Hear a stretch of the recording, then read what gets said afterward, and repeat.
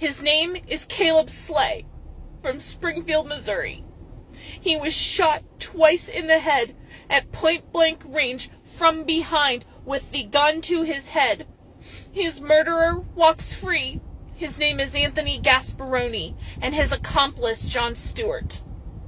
Why do they walk away? Why are they free? Oh yeah, they're DEA agents. They wear a badge. They get rights that you or I don't get to have. They weren't processed at the scene of my son's murder.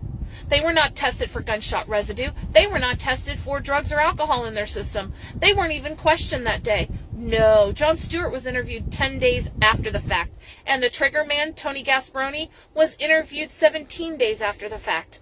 They weren't interviewed more than once. They were interviewed once. And Detective Kelly Patton sat there, didn't even watch their body language, didn't even give them hardball questions, especially when the question to Tony Gasparoni was, have you ever been involved in something like this before? And Gasparoni says, yes.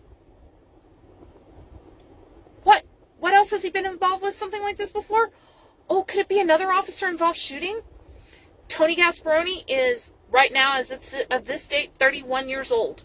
He graduated from the police academy in 2016. He shot my son November the 2nd, 2020. That would mean he's been in 2 officer-involved shootings by the age of 31 years old. Ask yourself the question, why? Why someone without a criminal record?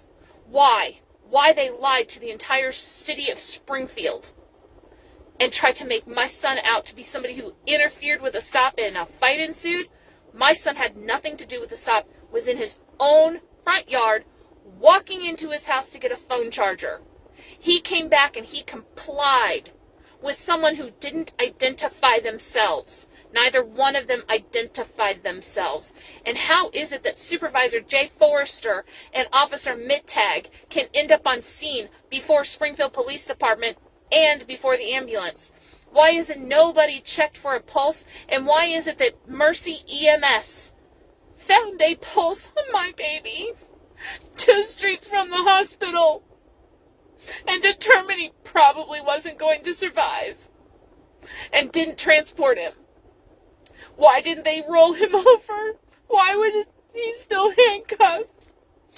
Nobody provided aid. Nobody. And if it can happen to my son, it can happen to your son, your daughter. Where's the justice? Where's the outcry? Where's the hundreds of celebrities coming out of the woodwork for justice for Caleb? Because I'm waiting. I've been waiting.